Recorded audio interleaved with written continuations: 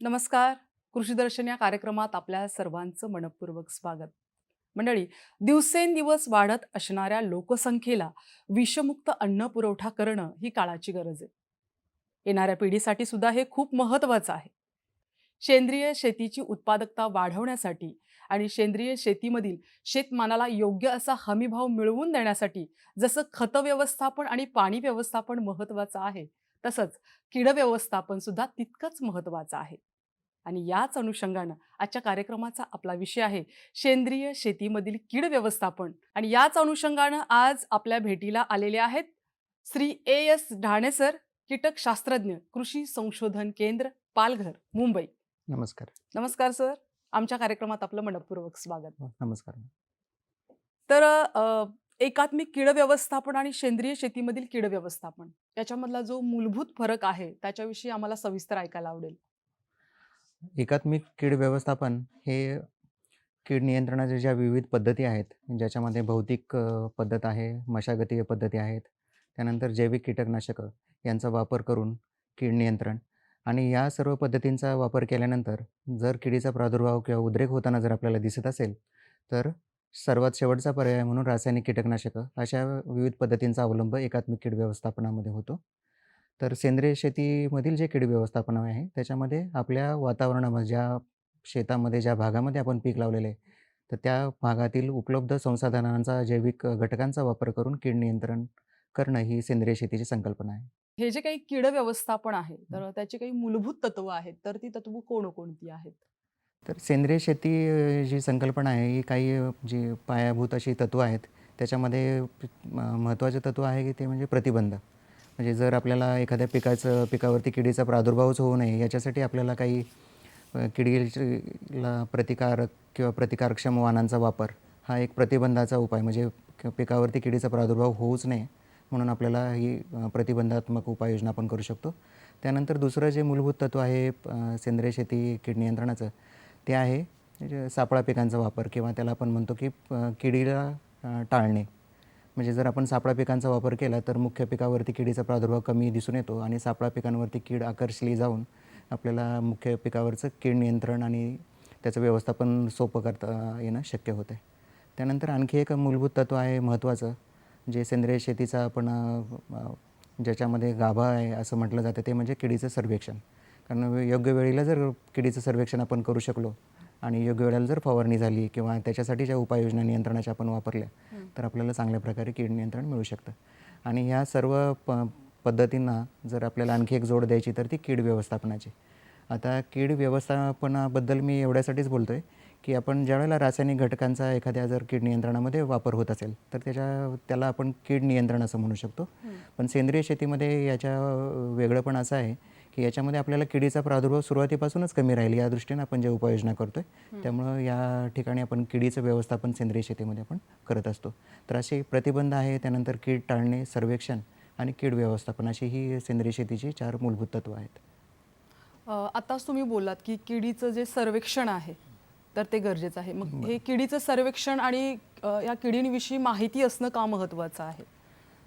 आता किडींच्याबद्दल माहिती असणं अतिशय आवश्यक आहे, कारण की आपण जे पीक लावणार आहे तर त्या पिकावरती कोणत्या किडीचा प्रादुर्भाव होतो बरोबर. आणि त्यांनी प्रादुर्भाव केल्यानंतर कशा प्रकारची लक्षणं पिकावरती आपल्याला दिसतात हे आपल्याला ओळखता येणं महत्त्वाचं आहे. कारण की काही ठराविक कीड आहे की ज्याची लक्षणं अशी आपण त्यामध्ये फरक करू शकतो. त्यामुळे त्या लक्षणांवरून सुद्धा आपण ओळखू शकतो की आपल्या पिकावरती कोणत्या किडीचा प्रादुर्भाव झालेला आहे. त्यामुळं येणारा प्रत्येकच किडा पिकावरती दिसणारा तो हानिकारक आहे ह्याला असं काही नाही आहे. त्याच्यामध्ये काही मित्र कीटकसुद्धा असू शकतात. त्यामुळे बरोबर. आपल्याला नुकसानकारक किडी आणि आपले मित्र कीटक यामध्ये फरक करता येणं आपल्याला आवश्यक आहे. आणि त्याच्याबरोबर सर्वेक्षणाचं सुद्धा महत्त्व एवढ्यासाठी आहे की जर पिकावरती कुठल्या किडीचा प्रादुर्भाव झाला असेल तर तो कोणत्या नक्की किडीचा प्रादुर्भाव आहे आणि त्यांची संख्या कितपत आहे तर हे ठरवण्यासाठी आपल्याला सर्वेक्षणाची गरज पडते. तर या सर्वेक्षणासाठी आपल्याला चिकट सापळे आहेत किंवा प्रकाश सापळे आहेत किंवा कामगंध सापळे, तर यांचा वापर करून आपण किडीचं चांगल्या प्रकारे सर्वेक्षण करू शकतो. आणि त्यानंतर आपण जर प्रादुर्भावात आर्थिक नुकसान संकेत पातळी याच्यावरती जर जात असेल तर आपल्याला नियंत्रणाच्या उपाययोजना करता येणं शक्य होतं. आता कीड व्यवस्थापन हा आपला मुख्य आजचा विषय आहे. तर कीड व्यवस्थापन जे आहे ते खूपच महत्त्वाचं आहे. तर हे थोडंसं सविस्तर ऐकायला आवडेल. बरं. तर कीड व्यवस्थापन जर आपण बघितलं की बऱ्याच वेळेला काय असतं की पीक लावल्यापासून म्हणजे भाजीपाला पिकांमध्ये असेल किंवा इतरही आपली कृषी पिकं आहेत, गहू, ज्वारी, बाजरी वगैरे, तर या पिकांमध्ये पीक लावल्यानंतर सुरुवातीच्या वाढीच्या अवस्थेमध्ये आपल्याला वेगवेगळ्या किडींचा आणि पूर्णच त्याचं ज्यावेळेला पीक वाढत असतं त्यामध्ये वेगवेगळ्या किडींचा आपल्याला प्रादुर्भाव होताना दिसत असतो. आता हे जे प्रादुर्भाव जर आपल्याला कमी करायचा असेल एकंदरीतच त्याच्यावरती नियंत्रण चांगल्या प्रकारे जर करायचं असेल आणि रासायनिक निविष्ठांचा वापर न करता ज्यावेळेला नियंत्रण करायचं आहे त्यावेळेला आपल्याला काही गोष्टी एक ठराविक साच्यामध्ये करणं गरजेचं असतं. की म्हणजे जसं रासायनिक कीटकनाशकांमध्ये प्रादुर्भाव झाल्यानंतर बऱ्याच वेळेला आपण फवारणी करत असतो किंवा त्याच्या नियंत्रणाच्या उपाययोजना करतो. त्याउलट सेंद्रिय शेतीमध्ये आपल्याला सुरुवातीपासूनच म्हणजे जसं जमिनीची मशागत करणं, खोल नांगरट जर केली तर बऱ्याच किडीच्या सुप्तावस्था जमिनीमध्ये असतात.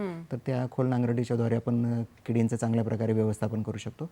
त्यानंतर पुढची जी त्याच्यामधला आणखी एक महत्त्वाचा घटक आहे की ज्याच्यामध्ये आपण किडीला प्रतिकारक किंवा प्रतिकारक्षम ज्या वाण आहेत पिकांचे तर त्यांची लागवड आपल्याला किडीचं नुकसान कमी करण्यासाठी महत्त्वाची ठरते.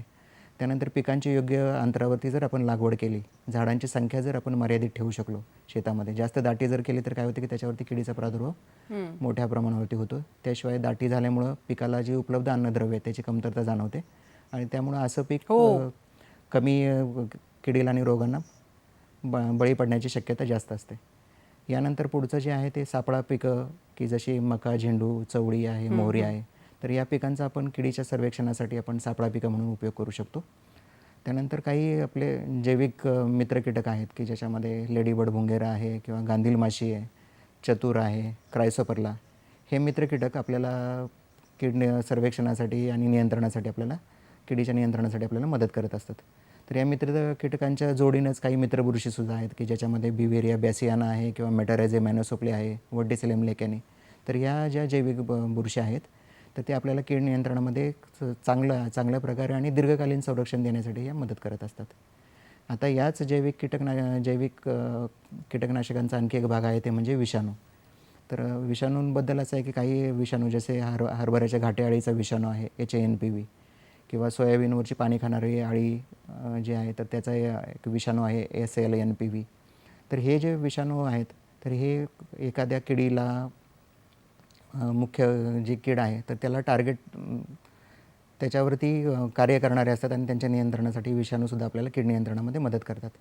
त्याच्याबरोबर आपण जसं जुन्या काळी आपण बघत होतो की झाडावरती बांधावरती जी झाडं असतात त्याच्यावरती पक्षी बसतात आणि ते पक्षी खाली शेतावरती असलेल्या वेगवेगळ्या प्रकारचे भुंगेरे असतील किंवा वेगवेगळ्या प्रकारच्या किडींच्या अळी अवस्था असतील तर त्यांना वेचून पक्षी नष्ट करत असतात. तर अशा प्रकारे पक्षी थांब्यांचा वापरही आपण या सेंद्रिय शेतीच्या कीड व्यवस्थापनामध्ये आपण करू शकतो. आणि याचाच आणखी एक महत्त्वाचा भाग म्हणजे जैविक कीटकनाशक की ज्याच्यामध्ये आपण निंबोळीचा अर्क आहे किंवा निंबोळी तेल आहे, त्याच्याबरोबरच लसणाचा अर्क आहे किंवा लवंगाचा अर्क आहे, त्याची तेल आता बाजारामध्ये उपलब्ध आहेत. तर त्यांचंही आपण सेंद्रिय शेतीच्या कीड व्यवस्थापनामध्ये प्रतिकर्षक म्हणून किंवा रिपेलंट ज्याला म्हणतात तसं प्रतिकर्षक म्हणून आणि तसंच कीड नियंत्रणाचा उपाय म्हणून सुद्धा त्यांचा आपण उपयोग करू शकतो. बरोबर. तर कीड व्यवस्थापनाचे जे महत्त्वाचे घटक आहेत तर ते घटक कोणकोणते आहेत? आता कीड नियंत्रणामध्ये जर आपण वेगवेगळ्या प्रकारचे जर घटक बघायचं म्हटलं तर ज्यावेळेला आपण सेंद्रिय शेतीचं आणि जैविक कीड नियंत्रणाबद्दल ज्यावेळेला बोलत असतो त्यावेळेला मित्र बुरशी, मित्र कीटक, त्याच्याबरोबर जे विषाणू आहेत तर हे त्या सेंद्रिय शेतीमधला पाया आहे किंवा ज्याला आपण ते जर असतील तरच आपण या सेंद्रिय शेतीमधलं कीड व्यवस्थापन चांगल्या प्रकारे करू शकतो. आता हे जे मित्र बुरशी आहेत, मित्र कीटक आहेत, हे काय आपण प्रयोगशाळेमध्ये त्याची निर्मिती करण्याचं नाही. मित्र कीटक तर जर आपण बघितलं की गांधील माशी आहे किंवा चतुर आहे किंवा क्रायसोपरला हे मित्र कीटक पर्यावरणामध्ये मोठ्या प्रमाणावरती उपलब्ध आहेत. आपल्याला गरज अशी असते की आपल्याला आपल्या शेतामध्ये मुख्य पिकामध्ये त्यांचं संवर्धन करण्याची गरज असते की ते कमीत कमी त्यांचा नायनाट होता कामा नये, कारण जर मित्र कीटक असतील तरच किडी नियंत्रणामध्ये राहू शकतात. आता जे आपण रासायनिक पद्धत किंवा इतर पद्धतींचा वापर करून जे आपण कीड नियंत्रण करत असतो ते फार कमी प्रमाणामध्ये आपण करत असतो. उरलेलं बरंचसं जे प्रमाण आहे किंवा निसर्गच ह्या किडींचं चांगल्या प्रकारे नियंत्रण करत असतो. आपल्या अपरोक्ष तो आपल्याला मदत करत असतो. याच्यामध्ये हे मित्र कीटक महत्त्वाची भूमिका निभावत असतात. बऱ्याच वेळेला शेतामध्ये आपल्याला किडीने मेलेले मित्र किडींच्या किंवा मित्र बुरशींच्या संसर्ग झाल्यामुळे मेलेले कीटक आपल्याला बघायला मिळतात. तर हे सर्व निसर्गाचा चमत्कारच आहे की जे आपल्याला पर्यावरण आपल्याला या कीड नियंत्रणामध्ये, हानिकारक किडींच्या नियंत्रणामध्ये आपल्याला मदत करत असतो. बरोबर. आता सुरुवातीलाच तुम्ही म्हटलात की सापळा पीक जे आहे ते खूप महत्त्वाचं आहे. तर सापळा पिकं कोणकोणती आहेत? सापळा पिकं म्हणजे त्यांची काम करण्याची पद्धत अशी असते की मुख्य पिकावरती येणारा जो किडीचा प्रादुर्भाव आहे तर तो आपल्याकडे आकर्षित करतात किडींना.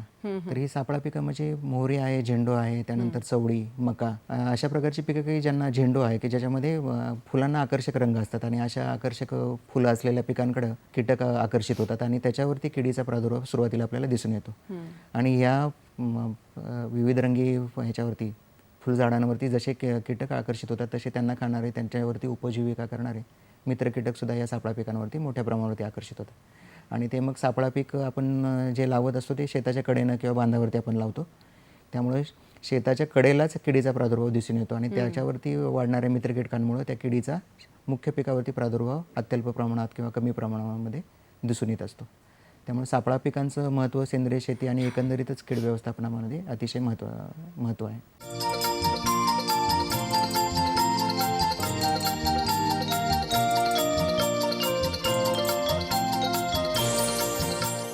तुम्ही कामगंध सापळे खूपच महत्त्वाचे असतात असंही सांगितलं सुरुवातीला. बरोबर. तर हे कामगंध सापळे म्हणजे नेमकं काय आहे आणि त्याच्या माध्यमातून कीड व्यवस्थापन कशा पद्धतीनं केलं जातं? कामगंध सापळे जे आहेत हे एक प्रकारचं लिंग प्रलोभन आहे, ज्याच्यामध्ये बऱ्याच अंशी जे कामगंध सापळे आहेत तर हे नर कीटकांना आकर्षित करत असतात. काही किडींमध्ये ते मादी कीटकांना, नर आणि मादी कीटक असे दोन्ही प्रकारचे कीटक या सापळ्यांकडे आकर्षित होतात.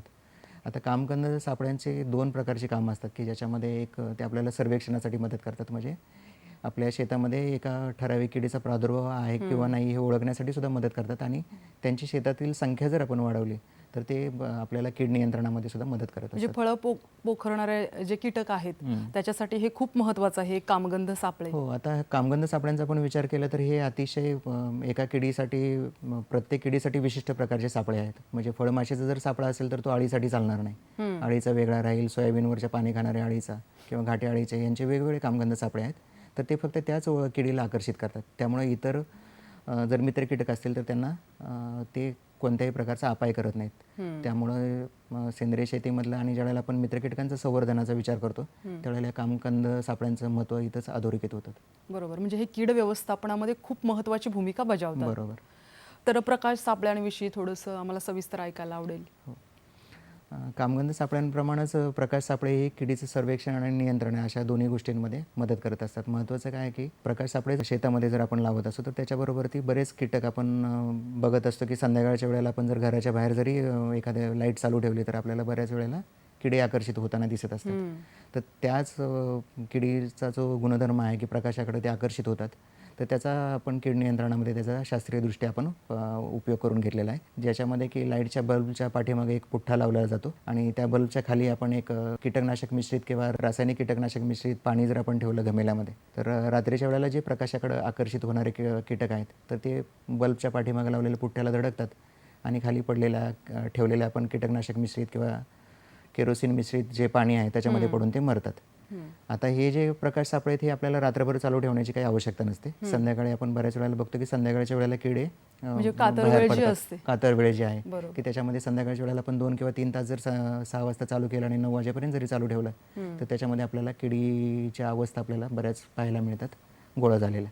आता याच्यामधनं ज्या किडे आपल्याकडे जमा झाले त्याच्यावर जे जमा झालेले किडे त्यांची ओळख करून जर आपल्याला ओळख असेल तर त्याच्यावरून आपण ओळखू शकतो की आपल्या शेतामध्ये नक्की कोणत्या किडीचा प्रादुर्भाव आहे आणि त्याप्रमाणे आपण नियंत्रणाच्या उपाययोजनासुद्धा करू शकतो. बरोबर. जैविक कीड नियंत्रण जी आहे ती खूप महत्त्वाची आहे असंही तुम्ही म्हणालात, तर बरोबर. याच्याविषयी थोडंसं स्पष्ट करून ऐकायला आम्हाला आवडेल.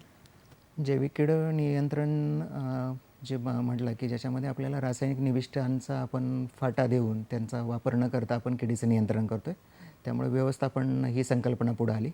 आता जैविक कीड नियंत्रण किंवा सेंद्रिय शेतीमधील कीड नियंत्रण जे आहे, तर त्याच्यामध्ये आपण रासायनिक निविष्ठा ज्या आहेत, कीटकनाशक असतील किंवा इतर रासायनिक निविष्ठा, तर त्यांचा वापर न करता आपण पर्यावरणपूरक घटकांचा वापर करून किडीचं नियंत्रण करत असतो. याच्यामध्ये विविध प्रकारचे पानांचे अर्क, बऱ्याच वेळेला आपण निंबोळीचं तेल आपण वापरत असतो किंवा मित्र कीटक आहेत, मित्र बुरशी आहेत. अशा वेगवेगळ्या पद्धतींचा किंवा जैविक घटकांचा आपण वापर करून किडीचं नियंत्रण करत असतो. आता जैविक कीड नियंत्रण जे आहे ते एकात्मिक कीड व्यवस्थापनाचा सुद्धा एक अविभाज्य भाग आहे. म्हणजे फक्त सेंद्रिय शेतीपुरतच मर्यादित न राहता ज्यावेळेला आपण रासायनिक निविष्ठांच्या बरोबरीने जर ही पद्धत वापरली तरीसुद्धा आपल्याला चांगल्या प्रकारे नियंत्रण करता किडींचं नियंत्रणात आपल्याला ते मदत करतात. दुसरं जैविक कीड नियंत्रणाचा फायदा असा आहे की हे दह्याच्या विरजनासारखं आहे. दह्याचं विरजन म्हणजे आपल्याला कमी प्रमाणामध्ये तो मित्र बुरशी असेल किंवा मित्र विषाणू आहे तर तो थोड्या प्रमाणात आपल्याला शेतामध्ये सोडायचा आहे आणि नंतर तो निसर्गामध्ये वाढत जातो.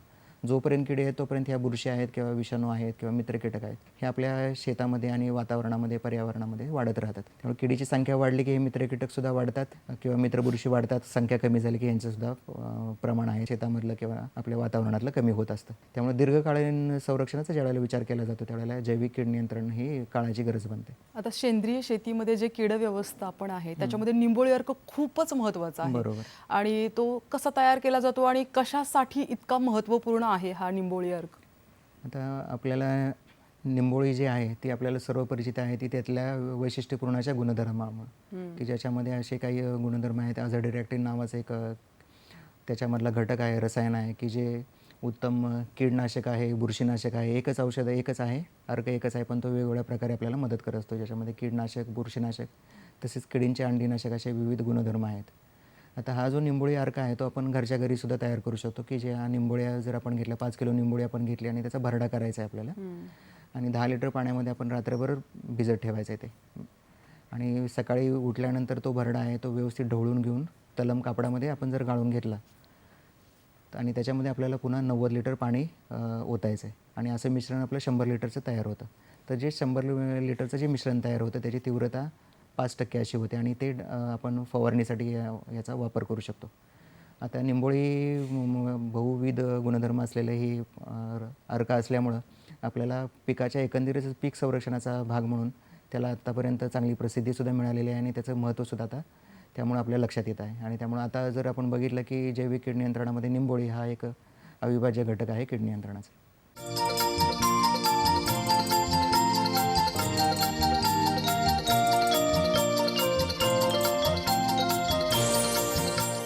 दशपर्णी आणि पंचगव्य जे आहे याचं जे प्रमाण आहे ते कितपत किंवा कसं प्रमाण असणं महत्त्वाचं आहे? दशपर्णी अर्क आहे तो आपण विविध वनस्पती आहेत म्हणजे ज्याच्यामध्ये निरगुडी आहे किंवा सीताफळाचा पाला आहे, त्यानंतर पपईचे पानं आहेत. अशा वेगवेगळ्या वनस्पतींचा याच्यामध्ये वनस्पती कमी जास्त प्रमाणात किंवा बदलू शकतात, परंतु आपल्या अवतीभोवती असलेल्या उपलब्ध वनस्पतींचा वापर करून त्यांचा अर्क तयार करून तो वापरला जातो.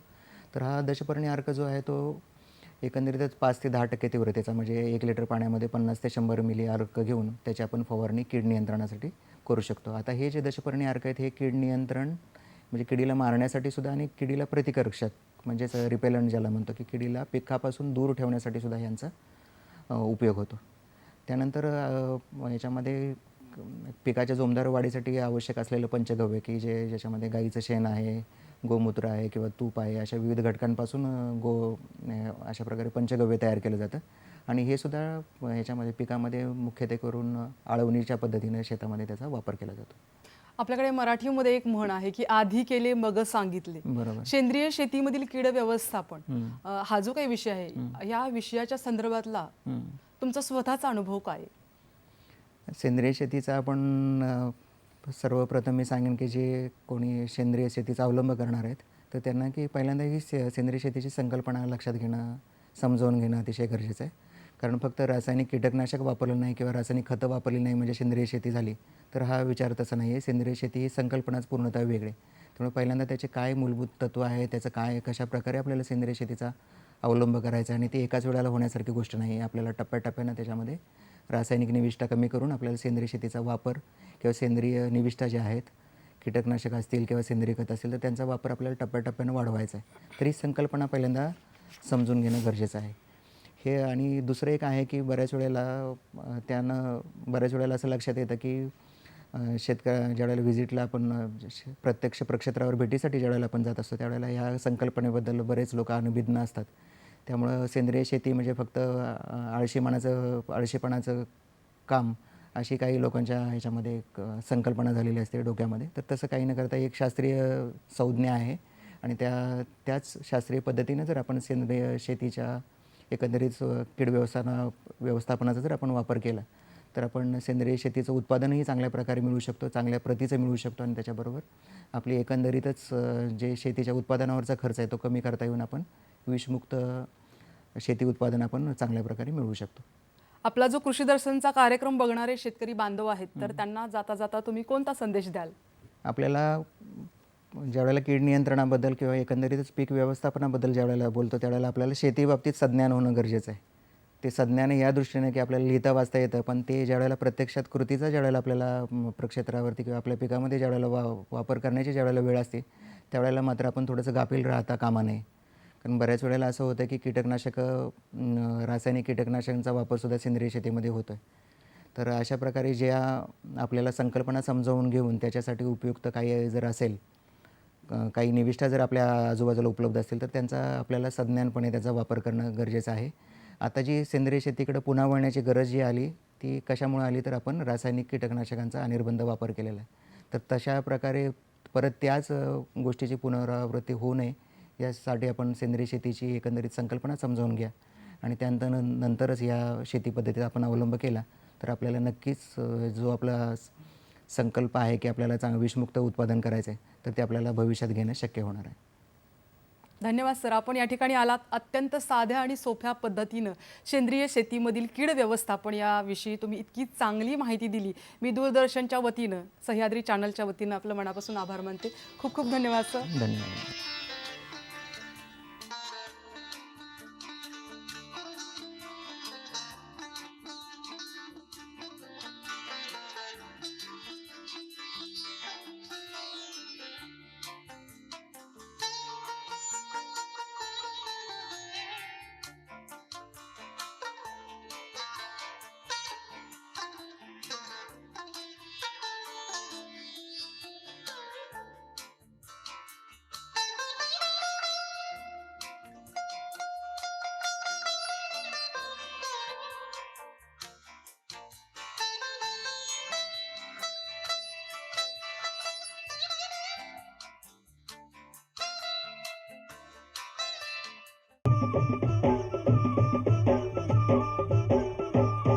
ही काळी आई धनधान्य देई, ही काळी आई धनधान्य देई. जोडते मनाची नाती आमची माती, आमची माणसं, आमची माती आमची माणसं, आमची माती आमची माणसं, आमची माती आमची माणसं, आमची माती आमची माणसं.